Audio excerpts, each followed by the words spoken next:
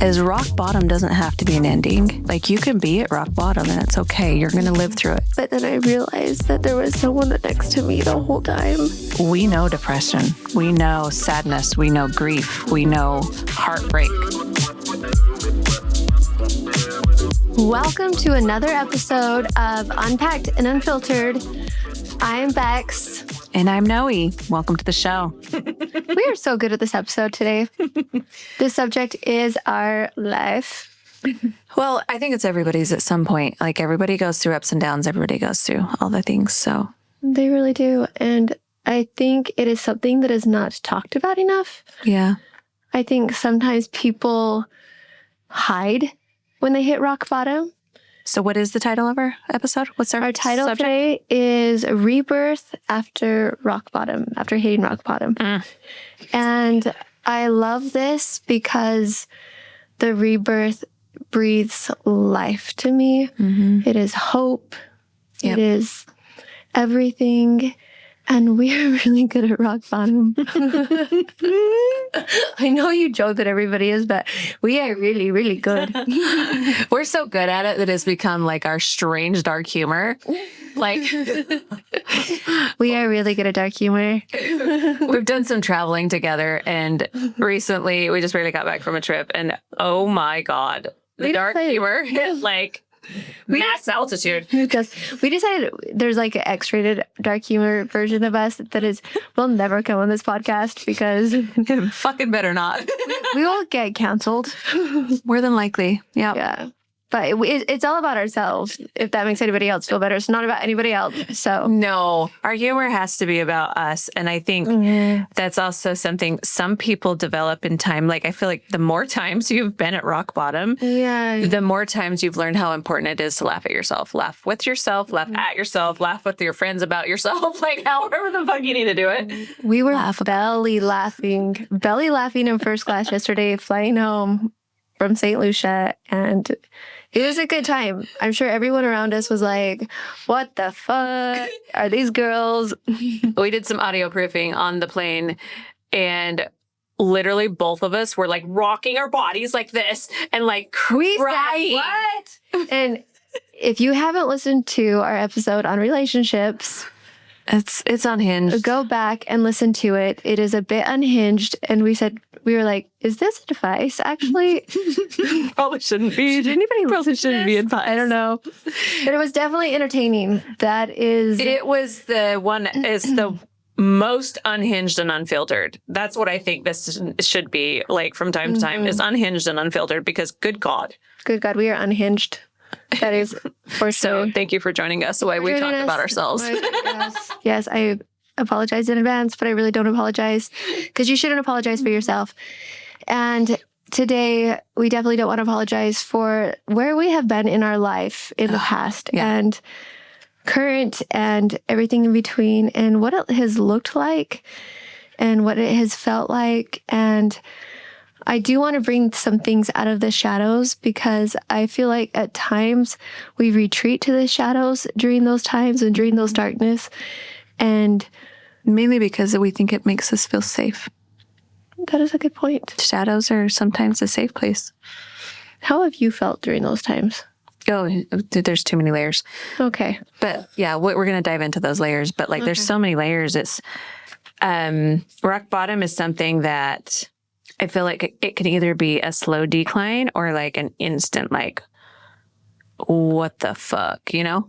Like, okay, well, when is a moment that you realize this is rock bottom? Yeah, we're going into this with a bang. You're going in with a bang. No, wait. Can we go there? It was the day. Oh, there was never a lower low for me. It was the day that Lester's sisters were banging on my front door as I had a gun to my head in my closet when my kids were at their dad's house. It was a time that Darren had just died. I had just gone through divorce. I'd moved into my own home. The girls hadn't started showing signs of decline, so they were still really bubbly, really happy. And there was this sense of like, so Lester had started dating his now wife. There was a sense of, I'm the problem. Like, I'm the reason my kids can't have a complete family because I chose me, because I chose time. I was choosing peace because I had just lost a child and I couldn't give anymore. Like, I really could not give him anymore. Like, I had nothing left in my soul after that death. Like, after Darren died, I had nothing left to give him. And I just... To give your ex. Yeah. And that's why we went through our divorce. And I had this feeling of like, there was some really mean texts that were sent up, like, to me of like, we don't need you. The girls don't need you. And I know it was just out of anger because I think that first year after divorce, like, especially the first couple months are so... Everybody's trying to one up each other on the hurt. Like, how bad can I hurt you? And how bad can I hurt you back? And none of the things are even meant. That's the thing that when I looked back, is like, they weren't even meant that way. And it was just like, I was taking them in such a harsh way because I didn't know how to give more. Like, I couldn't give more. And it was such a huge wake up call for me because having his sisters show up at my door literally saved my life. And when I was sitting on my closet floor, I'm like, I can end this now. I won't have to go through this again with my kids. I can end it now. And I wasn't really thinking like, well, then who's going to do it for my kids? Like, who's going to go through their last days with them? And then when the sisters had come in, we all were sitting on my closet floor. I think they would be better off without you. I did. I strongly believed they would be better off without me because they had a complete home at Lester's house. And I was a shit show. I was a disaster. I was partying every weekend. I was drinking a lot and, starting to date. And my life was a shit show. And I knew it. I knew I wasn't the person I was when I was married. I knew that it was going to take some serious time to rebuild, to like become the person I knew I wanted to be, but I wasn't her. I wasn't even close to her. I couldn't even find pieces to even get started.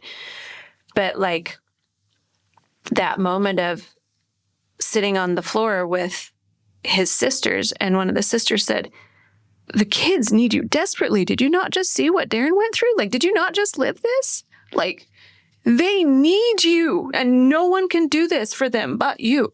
Like, and even though they have a new stepmom, and even though, Lester's the best dad on the planet, like, hands down, I will never argue that fact, best dad on the planet. There is a reason those kids chose us. Like, they chose us because they knew we could get through it. We could get through those fucking hard times. And what an honor it was that they chose us. And one of the girls just said, who's going to do it?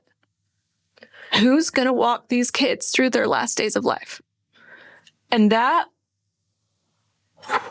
snapped me out of my shit so fast. I felt instantly guilty of like, how could I even go there? How could I go there and think that I'm not good enough? They chose me. They chose their dad and they chose me. And it's time for me to choose me, and it's okay if I choose me too. And that was the thing that was like, you know what? It's just fine to be selfish from time to time. What kept you from choosing you before that point? I had nothing left in my soul, honestly. Like, I felt like when Darren died, like, he suffered for 2 years, and like that last year was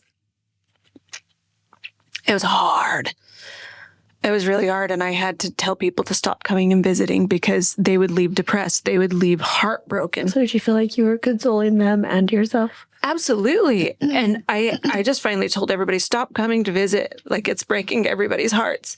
And mine's already broken. I literally had nothing in my soul left. Like, when I went through my divorce, I think I explained this to you the other day. I was clawing at life, trying to cling to something. Like, I was in a space where, imagine this. I'm going to try to paint a picture of my head.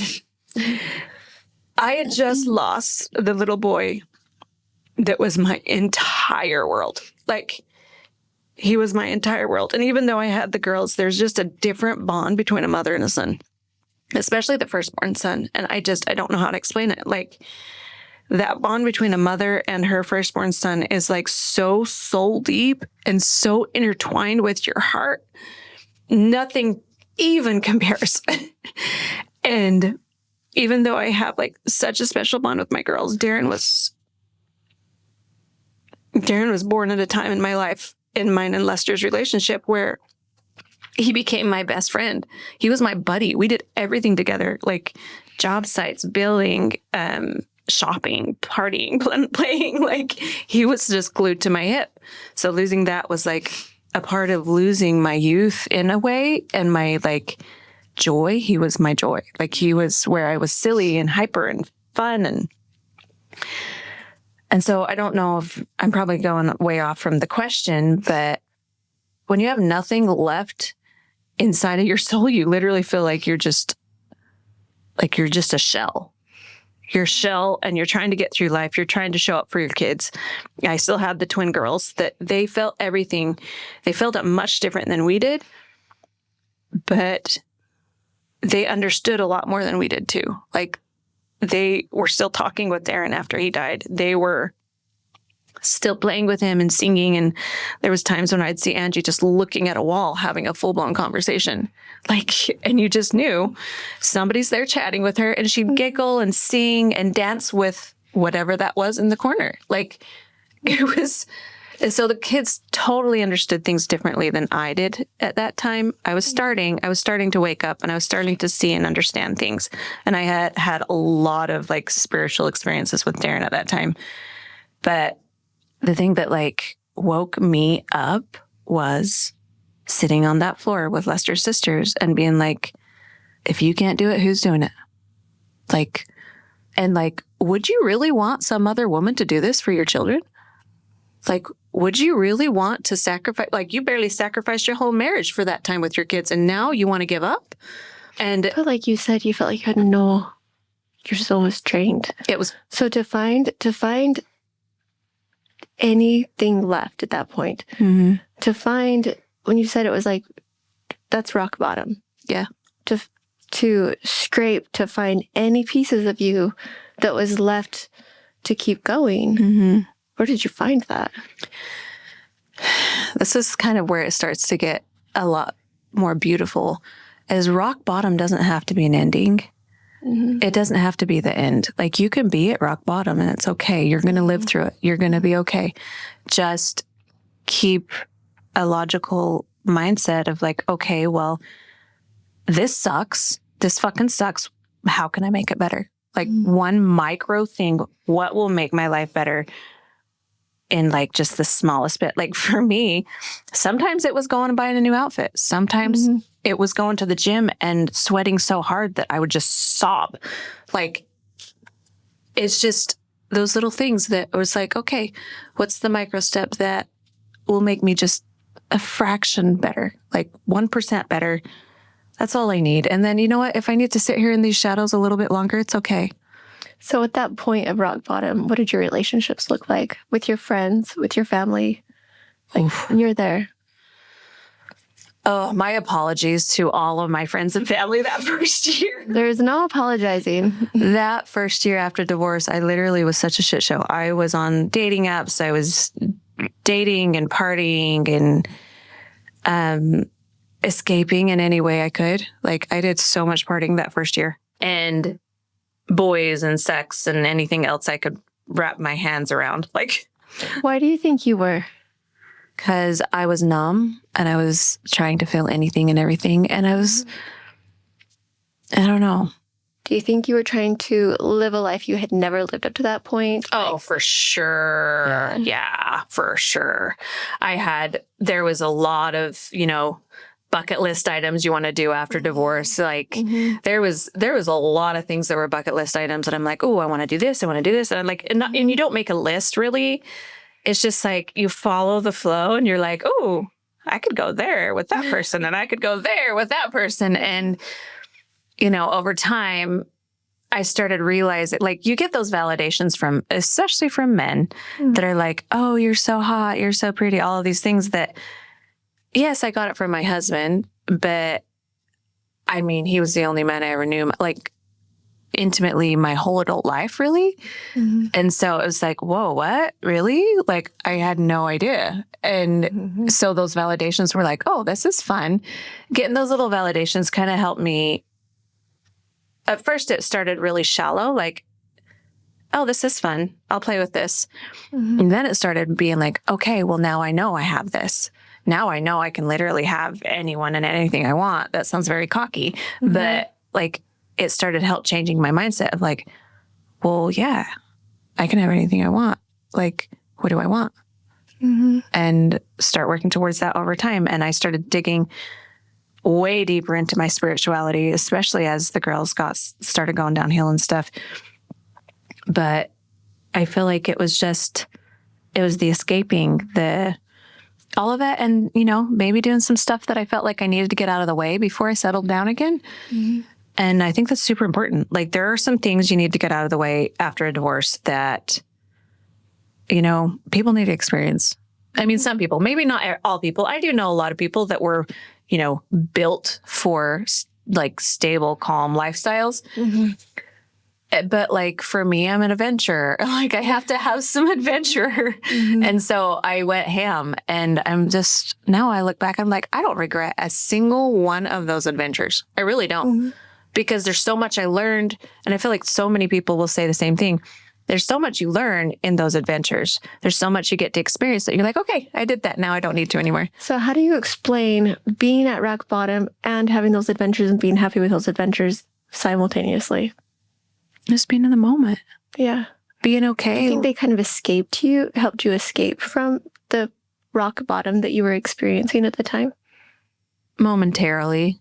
Like, it was like a cycle. You'd have a high, you know, you'd go party over all weekend and you forget about it. And then I'd come home to my quiet house. And that's what I'd be like, fuck. Okay. But honestly, I don't know how much of this tangent you want to go into before I can get to asking you some questions. But I felt like there was layers of rock bottom, but like with depression and sadness and all of those things, grieving, all of that, like there's layers of it, there's levels of it. But the more you get yourself through those times, the more you start to recognize, you know, your patterns, how you need to change, how you need to wake yourself up when stuff starts to slip. For me, it was big time exercise. I have to get my heart rate up when I am starting to get depressed. Like, that one's number one. And not all people are this way, but this one it would help me. There was even times I was at the gym, and there's this one time, this happened probably 3 different times in different parts of the gym. But this one time I was at the gym and I'm on the spin bike and I'm just going ham and I'm just dripping in sweat. And I'm just like getting all my anger, aggression, sadness, grief, everything out on this spin bike. Feeling it all of it. And I had my headphones in. I was just going like, it was cranked on the resistance, and I was just going ham. And my friend came up to me and he's like, "Hey, you okay?" And I look up from the spin bike and I just start sobbing, like full blown. I'm dripping in sweat. I'm sobbing. Like, it's just an absolute shit show. You're like, obviously. And I'm like, I'm fine. And he's like, oh my God, are you like, you are he's not like, fine, stop, girl. Stop the bike, stop the bike. And he like just gives me the best hug. And like, it's all I needed. It's all I needed was a hug. And then I was like, I think I'm done with my workout. Like, poor bike. That poor bike. But like having those friends that like just literally like, you doing okay? And it's okay. And you can sense that, like, I get this with you all the time. Like, I can sense that safety of like, oh, fuck, no, I'm not okay. Yeah. Like, help, no. And it goes both ways with us because you know when I'm not okay and you're like, we're grounding today. Yeah. Yeah. Oh, do we ever? Oh, man. Okay. When was the first time you experienced rock bottom? The first time was shortly after marriage, for sure. After my son was born. And postpartum? Postpartum. I got postpartum depression really bad. And getting married was a different experience for me because I loved to work. Yeah. I loved the hustle. Yeah. You're a corporate mama at heart. I do. I am. I have a soft heart, but I'm definitely a corporate mama. And it was very difficult. It was difficult to be in a family dynamic from both sides of my husband's family and mine, and a ex who really was also indoctrinated with wanting me to stay home so he could pursue his, medical career. And he was gone all the time. Yeah. So a lot of pressure to stay home. And that's hard when you're used to being a hustler and you're like used to being active. And I still hustled. I did stuff from home. Okay. But I really liked corporate, and I had to step back from that, and that was difficult. And I had postpartum, and I wasn't a natural mom at first. Yeah. So I went back to school, and I redirected my focus into child psychology and figured out how to be a mom. Wow. And reinvented myself that way. And also, my ex was not a natural dad, which I wasn't a natural mom. So no hate there, but we did not get along at that point. Yeah. And that was very difficult. And 7 kids later. Yeah, 7 kids later. 7 kids later. And I think there was a lot of, every child brought postpartum. Yeah. And a lot of pressure to keep having children from him. But from him, it was also from the religion at the time. Yeah. And it was very difficult. And waiting for him to come home, that never also happened. And so many times of rock bottom. Was over all of them. Okay. Because I feel like the more times you go through like depression or grief or, a number of times that I remember a time of holding pill bottles that I was going to take in my bathroom, that I was done. After my second, and I was not going to go on. I remember drives that I took that I thought about running the car off the road, and it would be an accident. I remember so many times that I was just postpartum at my end, and yet also trying to be pushed and persuaded to have another child, and doing it all on my own. And looking back, but I loved being a mother. That was the interesting part. Yes. And I was also alone at home with my children. So it was this is one of those impossibilities looking back, because I love it. And depression's a very real thing. It's so real. And honestly, I think it's natural. And with our society and the way, like, it's going to creep up at some point or another. And some people may deal with it differently than other people, which is beautiful. Like, that's great. We're not all the same. I remember after my son was born, calling my mom, and I cried for 3 days straight. I could have stopped crying. I didn't even know why I was crying. I had no idea why I was crying. You were released. I remember calling my mom. I was like, Mom, why am I crying? I don't know why I'm crying. And my mom had 7 kids. Oh. And she's like, I was like, did this ever happen to you? And she's like, no, dear, it never did. What? And she never dealt with postpartum. Never did. And you have to know my mom. She's the happiest human I know. The happiest. And I was like, okay. And I remember calling my sisters and them all saying the same thing. And I felt crazy. And nobody talked about it. And from that point, I was like, I'm talking about this. Yeah. Oh, yeah. I'm having a voice because I don't know anybody who's dealing with this. And I'm home alone all the time. You felt like a crazy person. But I was also like running this apartment complex where there was like a murder, like there's someone hung themselves. There was like a meth lab, like all these things were happening. And it was crazy. And it was a lot. Was there a thought pattern that pulled you through those times? Like, was there ever a consistent one? Yes. The consistent thought pattern that pulled me through was, one day I'm going to look back at myself and be proud of myself for getting through this. And I would hold myself from my older self with wisdom. And that thought pattern always pulled me through. Oh, I love it. And one day I'm going to look back at myself and think, oh, that's cute. You didn't know anything. Mm-hmm. And there was some sort of wisdom that was always brought down to me. And I didn't know what the wisdom was, but I knew that I would look back and be proud of myself. And even just now, I still use that same thought pattern, not for depression so much. And sometimes it is for depression, but not for depression so much as there's something I don't know that my older and wiser self does that I'm trying to tap into. And I can see my older self being like, that's cute. She's trying. Yeah. That's cute. She's trying. Yep. And I'm so proud of you. Good and job. One day you're going to look back and be proud of yourself. And that's what I try to tap into. I love that. Was it Lester's sister that pulled you out, or was there someone else that was influential in your turning point? The words she said that triggered my being, because, okay, if you, many people know this sister, and she is the boldest, most ruthless, like human being I have ever met in my entire life. Like, and I was actually friends with her when I met Lester. Like, she was the friend, because both of us are a little bold and ruthless. That's why I like you. But like, knowing it came from her, when honestly, she didn't even like me at the time. Let's be honest. She really didn't even like me. And your sisters?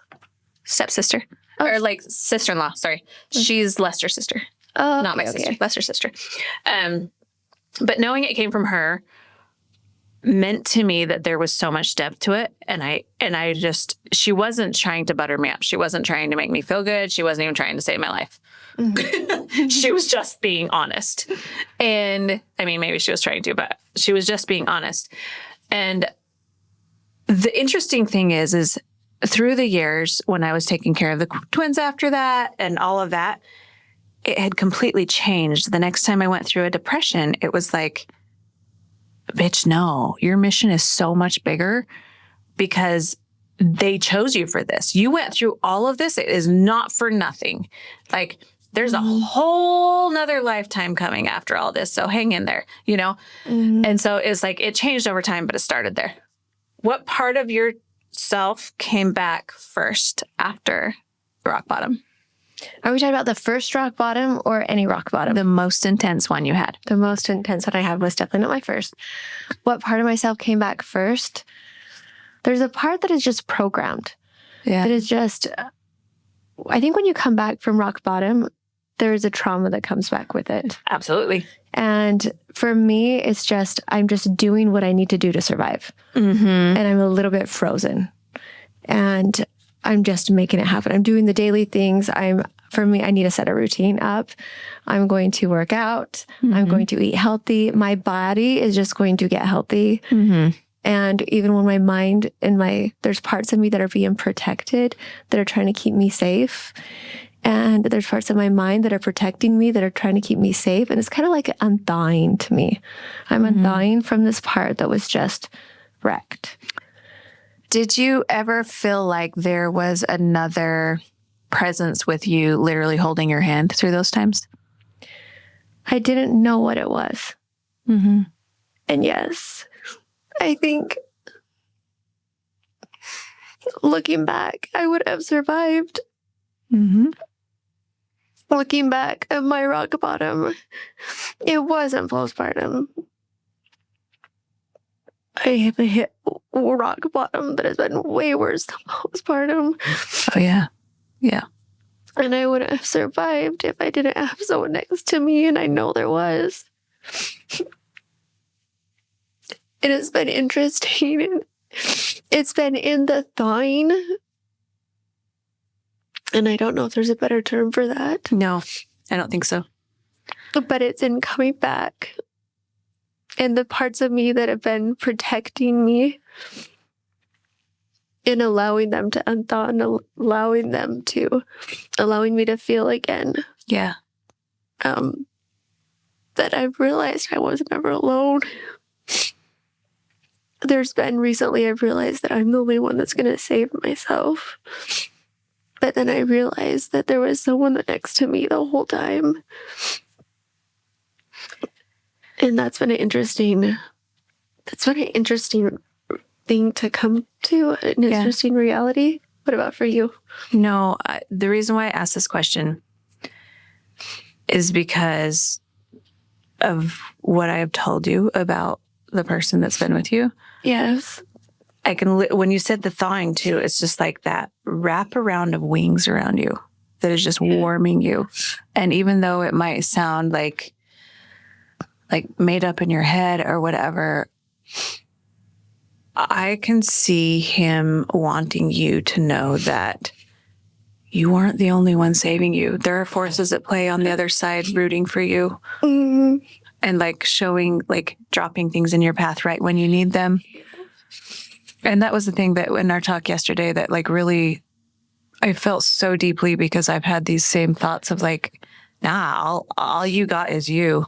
And that's our like very human response. I feel like it's a very human thing, but at the end of the day, it's not always that way. We have a whole team on the other side. Like, and I know that might be very voodoo for a lot of people, but if you tap into it and you accept it and you invite them in, it's like a whole, like for me, when I do it, I'm like, oh my God, there's so many more things at play and we're going to be just fine. And I think especially coming out of a religion where I wanted to reject anything like that. And I think you were very similar like this. Yeah. I didn't want to believe that there was anybody else. You know, I didn't want to accept that. And so I think when I came to the reality that there was someone there all along that was looking out for me, keeping me as safe as he could, you know. Do you mind if I talk about like what happened when I like Please. On that drive to Vegas that one day? Please. Yeah. Yes, please. Did I cut off your thought? You're finished? No. Okay. So just to clarify, one day you and I were driving to Vegas and it had just been in my head. And well, months before that, I had told you, maybe even a year before that, I was like, there is a male presence with you. Like there's someone so gentle and protective and masculine that was with you all the time and still is. Like every now and again, I feel it, like yesterday, I felt it come even more, but I wasn't paying attention. And then the one day I said to you, I was like, we were driving to Vegas and I'm like, oh my God. I'm like, which one of your grandpas was really protective of you? I'm like, and I just sat there and I was like, and then both of us at the same time from mom's side, right? Yes. Yep. And then you were like, oh my gosh, he was this way and this way with me. And he is so protective of you, like so protective of you. And I think him hearing you cry about that yesterday at the resort really, really made him want you to know that you aren't alone. And this goes for like, and that's the other thing is like, this is so voodoo-y. Yeah, no, it's good. If there are those low times, he's like, go like this, you'll feel me. You'll feel me. He's there. He's like wrapping you up. And that like, I don't know, that I think we've, like you and I both have had those moments where you're like, fuck, nobody's coming to save me. What am I going to do? But the truth is like, honestly, you're the strongest woman I know.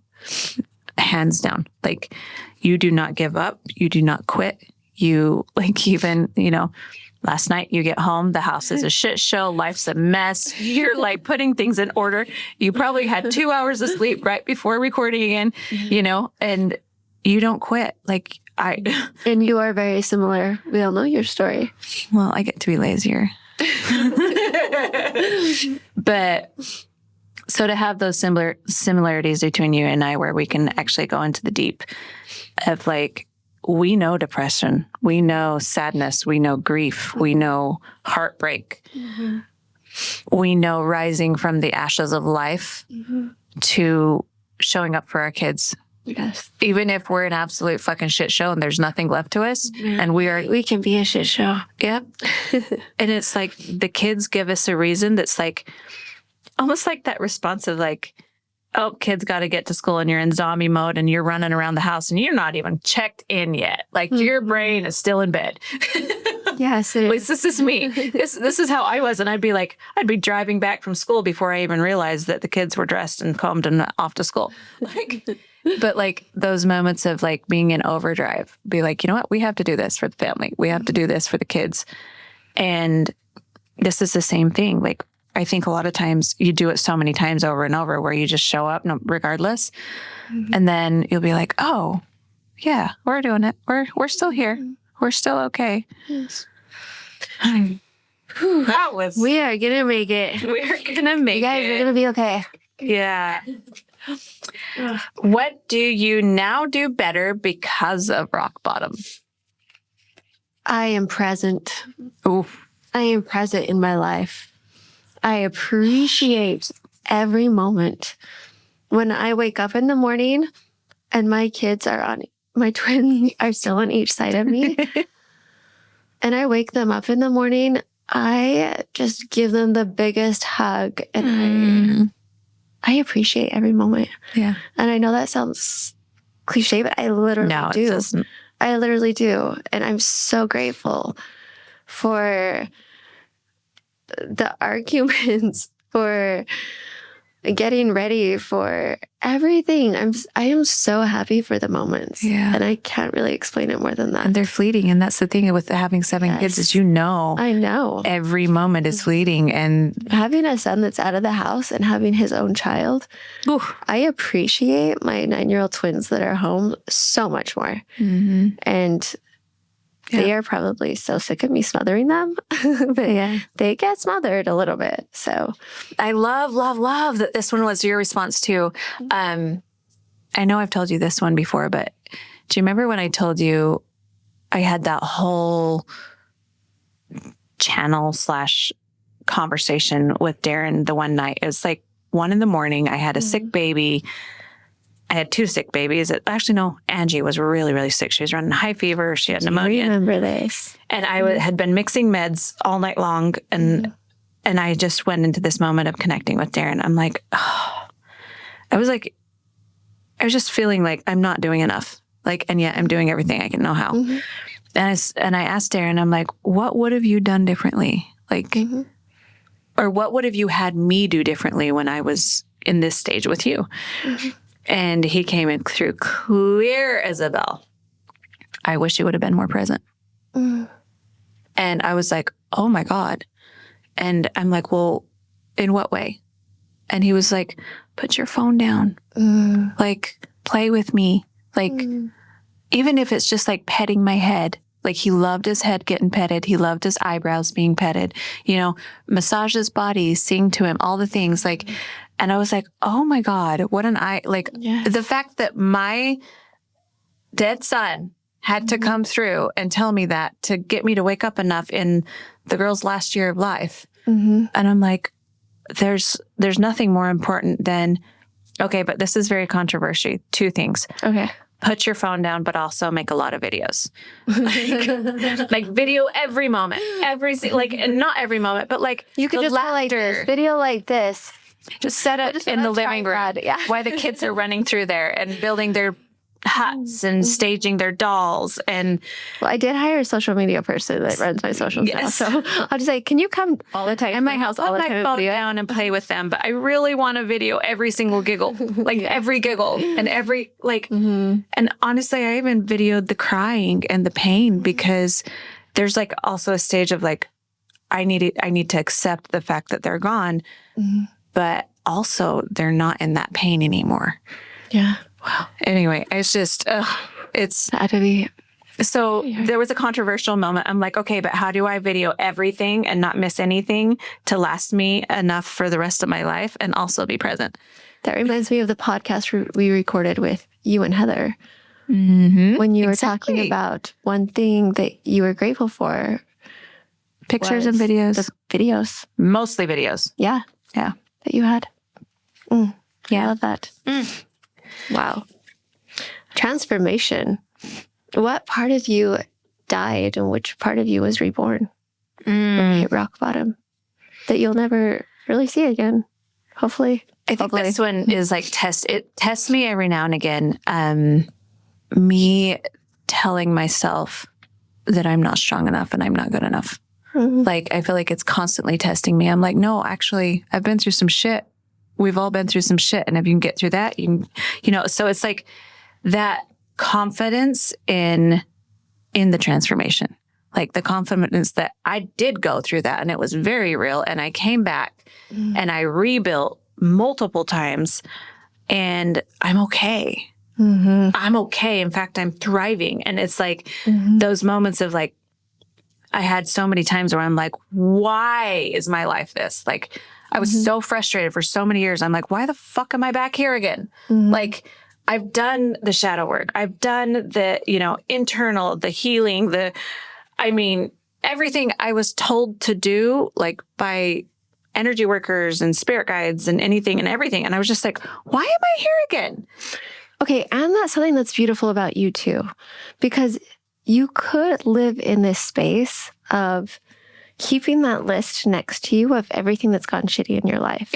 You know what I mean? You could be like, hi, my name is Noe, and this happened to me, and this happened to me, and this happened to me, and my life sucks. Good night. I'm going to bed for the rest of my life. The pity party. You can choose to be in the pity party, or you kind of live in the space of, look at what the fuck I've overcame. Yeah. I've overcome this. I overcome rock bottom.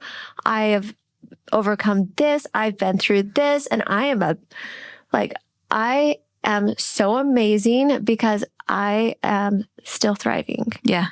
Well, and the biggest thing is the story's the same. The story didn't change. It didn't. And it's like after you live all of that, and I don't know if you feel this way, but I definitely have this internal fire of like, if my life was that so intensely, I'm also going to have this so intensely. Like, I went through that. Yes. Now it is time to live at the maximum capacity of fun, joy, playfulness, love, passion, all of these things. And I'm like, I will not shame myself or make me feel bad because I'm not living the same life I did. Now is the time to fucking shine. Do you know what I call them? The EST children. The EST children, because they're the mostest children. They get the saddest, they live the mostest life, and they get the happiest, most adventurous.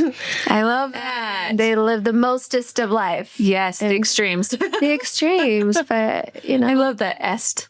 The Estes children. The Estes children. I have one Estes child that had 90% of my attention while the other children fought for the 10. So it was my Estes child. Hannah or Lucy? I can't tell you who it is on this podcast, but is it a he? That would only be a 50-50 at that point, and I can't really tell you. No, because then it's going to make all the other children feel unloved. Yeah, but all of my kids right now know exactly who it is. I won't say that. They do. They know who I'm talking about. So. Oh my gosh. Okay. What boundaries came from your experiences? I was just going to ask that to you. Shit. And the boundaries that came were, I gave too much of myself to the wrong people. And a lot of that resulted in me hitting rock bottom. Yeah. And so I had to reevaluate, was I giving myself to the right people? And because I want to have a life where it is full of opening my heart, giving my heart, and loving others, and having this beautiful co-creative relationship where I want to have an open-hearted relationship. But I have to be very careful about where the boundaries are. And I don't know if protective is the right word, but being...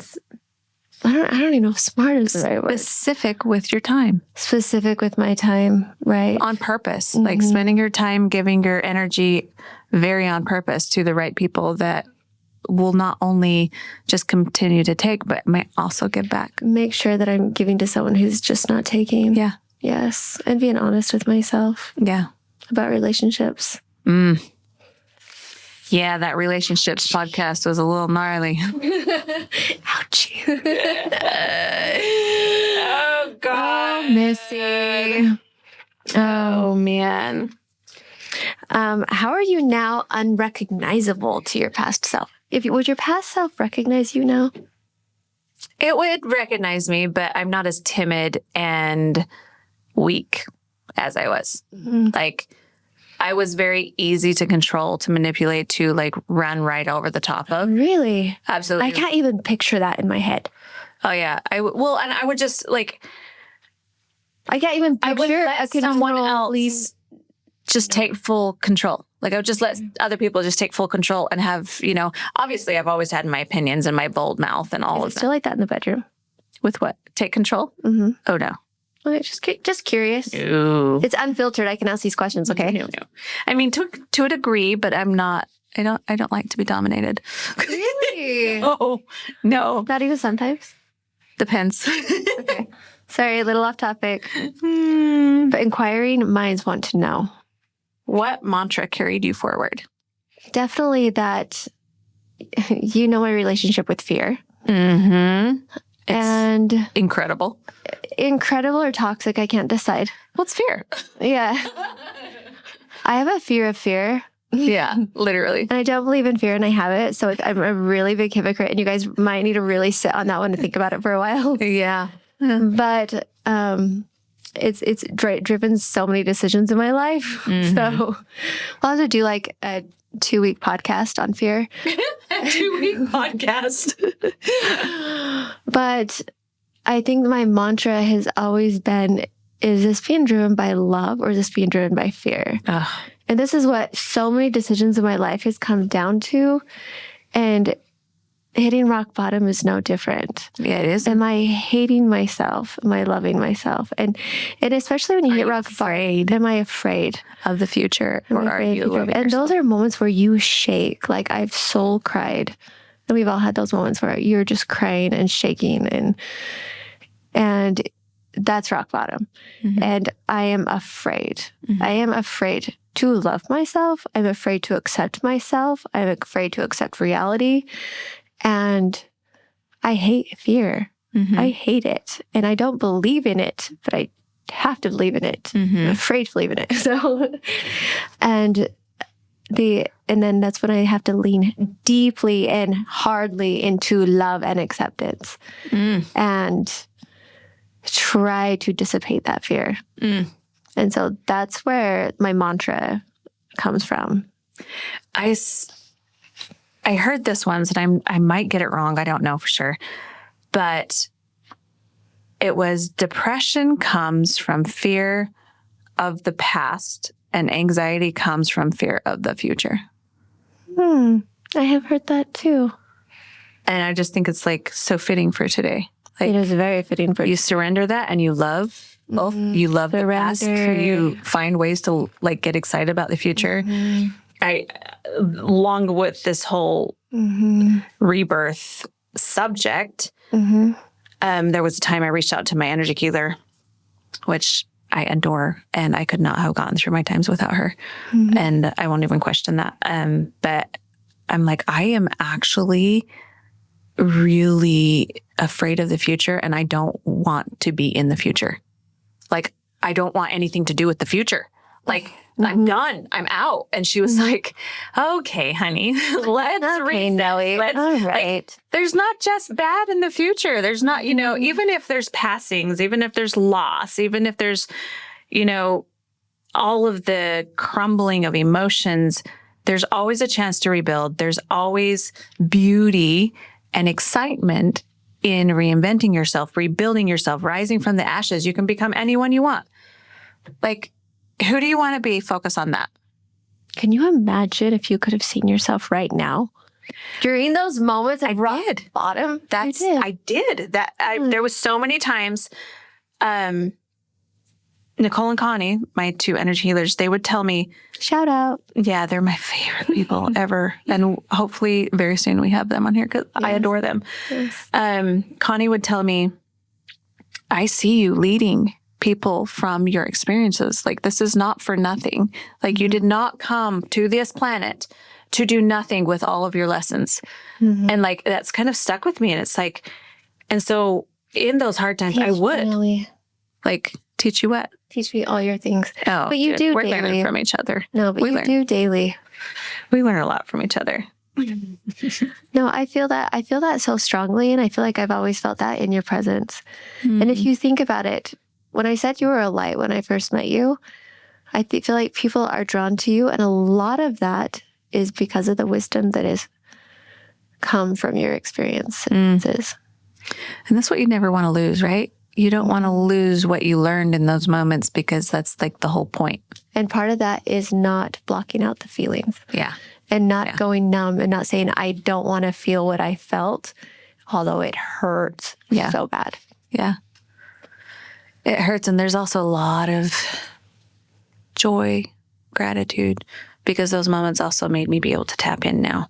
Like, tap into the kids, like I know their frequency. I can communicate with them still, because I had to speak with them without a voice here. I still can speak them out without a voice there, So it's like all of these little experiences have like prepared me to see the world differently. Can you tell when they're with you? Oh my God, are you kidding? Okay, are they with us now? Is my question. Yes. In fact, every now and again, I'll feel like one or two of them come in with these little giggly faces, or like just come in and give you a hug and then run out. Like, you know how kids do that? Yeah. I can feel them every now and again, but like just now, I just felt them, all three of them pop their heads in like with these big bright smiles, and then they just go. Like, it's just like these little check-in moments. Darren lingers the longest. He stays with me a lot. Like, he's with me way more than the twins. When I can get both twins to pop in, I feel like I'm doing great. But I feel like Angie doesn't pop in very often. When she does, it's really strong. And like, but I get Aubrey more than all three of them. Once in a while, I'll get all three. But it's just like, it's almost like they have these busy lives over there, like wherever there is. Like, they're so busy. But Darren has always been the one that's just stuck with me. Like, he's always stuck with me. What do you feel like that is? I don't know. I think there's like a deep wisdom with whatever's happening in our community and my life and a few different things, his dad's life, a bunch of things that like he's like helping facilitate right now. But yeah, it's fun. I love it. Sometimes I can picture Darren so clearly, and the twins, and then the rainbows that continually fall in my path, and like they're everywhere. And that was their son, like the girls, butterflies and rainbows, man, all day long. Like, so it's been fun. It's real. And then I'll get like Connie texting me one day, and I'm like, I was just venting to her, and she's like, so the girls say they've been sending you rainbows and you're not paying attention. And I'm like, checks out. Anyway. Yep. What are you proud of that no one else sees in yourself? Probably accepting reality. Oof. And I don't think people see that. Letting people come in and out as they choose. Yeah. And just accepting reality. It's hard. It is a hard thing. And I don't think people see that. I don't think people see how much I accept and love them for who they are. Truth. And it's not a lie. No. That is not a lie. It's not fake. It is not fake. No. It is deep in my heart. And even those that hate me or don't like me or want bad for me or ill for me, yep, I still accept and love them for who they are. Yep. And I think that is a huge misconception about me. And I just accept where they are and what they're doing. And yeah. I feel like we have so many friends in our friends groups too that are so misunderstood. So misunderstood. And once you get to know them, you're like, oh my God, I had it so wrong. And I feel like, I don't ever feel like I had that wrong with you though. Like, you really truly exuberate and like express love so freely and like so warmly that I think people probably also grieve losing you in their life because you are that way. And maybe it's their own accountability that they're like, I think it comes across as anger. Yeah. Yeah. What about you? I feel deeply. Mm. I feel really, really deeply. And even though I live a very, very busy life lately, I know that a lot of times with being busy, it can come across as being heartless because you're busy. You're like, okay, I got you. I hear you. I got to be at this meeting or I got to go right now. You're only one person. Yeah. And it's not that I didn't feel that and I wasn't in that moment and I wasn't, holding space for you. It was just like, I'm going to do this on the road. I literally only have 24 hours in the day. Literally. But that's the thing is like, a lot of times I feel so bad with my family that I can't show up to as many things as I want. And I can, but I prioritize things differently. You do have 31 siblings. I know. A lot. And 24 hours in a day. And 24 hours in a day. You couldn't even call. You'd have to. Wow. And so I feel like maybe sometimes people don't truly understand how much I feel their pain, how much I feel their need for me to show up, their need to be seen, their need to be comforted and all of that, where it's like, I see it, I feel so deeply, like I feel all of these things. And yet I'm in a phase of life right now where I need to choose my mission. I need to choose like what I'm trying to create right now. And it's not because I don't love them and I don't feel them and I want to show up. I want to go to every, sports games and dance recitals and choir practice and, all the things. But like so much. And then you get all of the nieces and nephews. Own kids. I know. And it's just like, I would love to be all those things, but I think they truly don't see sometimes as like, I feel it deeply. And even like when we were on that trip and I had that phone call, I'm like, it broke my heart that I was like so misunderstood. And all I was really trying to do was like, look out for Vanessa's best interest. Look out for someone else. And so it's like, I feel intensely and I think you assume the best in others. You always do. And I think it's hard when it's not reciprocated. I think this is where you go back to what you always say is that you have to let people be who they are. And it just hurts sometimes. Yeah, absolutely. It does. And you can only, and that's the thing, is like time always shows the truth. That is another thing I say all the time. Truth always comes out in time. And so if you still love your family, you love those people in your community, in your circles, your friend circles, it will they will catch on. In time, they will catch on. And no, you can't be to everything and you can't do everything, but they will, like, the next time you hang out, they're like, oh my God, this is how I am with some of our friends. I'm like, holy shit, I miss hanging out with you. Like, you light up my soul. Party. Our party was everything. I didn't want anyone to leave. I literally was, oh my God. We have this studio like packed with all of our closest girlfriends. And we just, they're beautiful people. Every single one of them. Having all of them in the same room was just like, yes. We were missing one or two, but like, it was just, It was beautiful. We love our friends. What is some advice you would give someone who's at rock bottom right now? Like I said before, rock bottom isn't the end. Like, stop and envision the person you would like to be, the feelings you would like to be feeling, the emotions you would want to have rather than what you're in. Because once you get, like for me, once I got a vision of what I wanted to be, what I wanted my life to look like, and the things I wanted to feel, then I was like, oh, well, let's just do something today that makes me feel closer to that.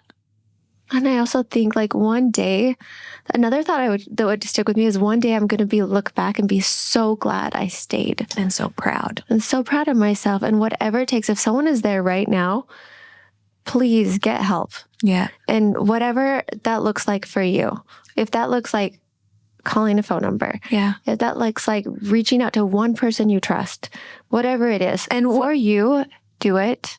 When you say get help, it doesn't mean there's anything wrong with them. No. Like, just reach out to someone. No, there's nothing wrong with you. But also, in reaching out to someone, make sure you reach out to someone that you know will take the time for your call. Like, rather than someone that will be like, you might, if you're worried, they might like be mean to you or like shun you for having those feelings. Like I had people in my life that were my rock that were like, I just don't understand suicide. I'm like, I'm sorry. What do you want me to tell you? Everybody feels that way. Everybody goes that way. Everybody feels this. And then you'd feel like, oh, well, yeah. okay. And I feel for worse than I those of did. you who has someone reach out to you, take them serious. Yep. You know, and if you don't have Take a minute, space for that, set if everything you down. don't have space for that conversation right now, if you don't have space or time for them, Make it's time. okay. No, no, make time. it's okay. It's okay. Find someone who does. What are you going to do? Tell your friend, oh, sorry, buddy, I don't got time. Maybe this friend? Maybe that person has a daughter, someone that's close to them. Oh, I see. You know what I mean? Maybe they're also at rock bottom. Yeah. And it's okay to say... Connecting people. Yeah, connect them with someone. Okay. Connect them with someone who does have space or time or bandwidth, because it's okay to acknowledge, I don't have the bandwidth right now. Yeah.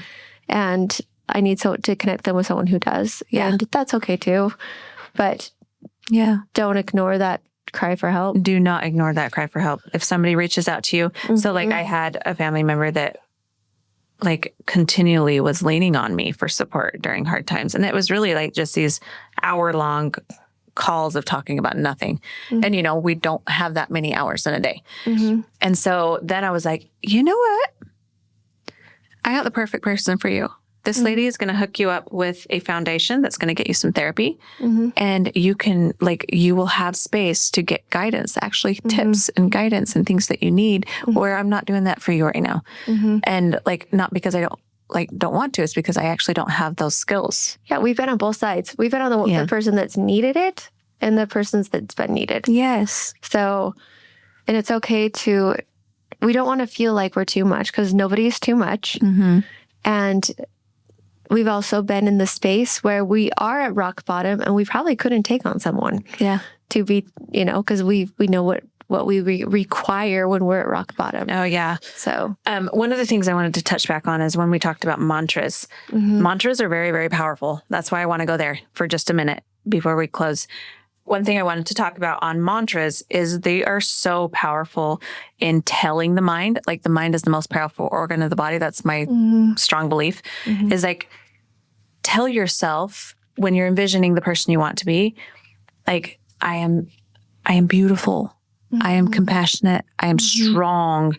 I am an absolute phoenix. Like I could literally walk through coals right now and be totally fine. Like Google some mantras that resonate with you that help you like find some excitement inside of like, this is where that whole idea of fake it till you make it for me works, because you tell yourself that these things, these mantras enough times over and over, your brain starts to believe it. And that's how you're like, then you're off to the races. Like, yes, I definitely meditate with that. I am free. I am free. I am safe. Yes. I have everything I need. I have everything I need. Yes. I am everything I need. I have everything inside of me to rise. Yes. Oh, what a beautiful, beautiful little chat. Yes. Beautiful chat. Thank you guys so much for joining us today. And leave a review and like, comment, share. Like is so much. And subscribe probably just one time, but however many times you want to. Yeah, like another 5 times, 12 times. Yeah. All right. Thanks for being here. See you guys later.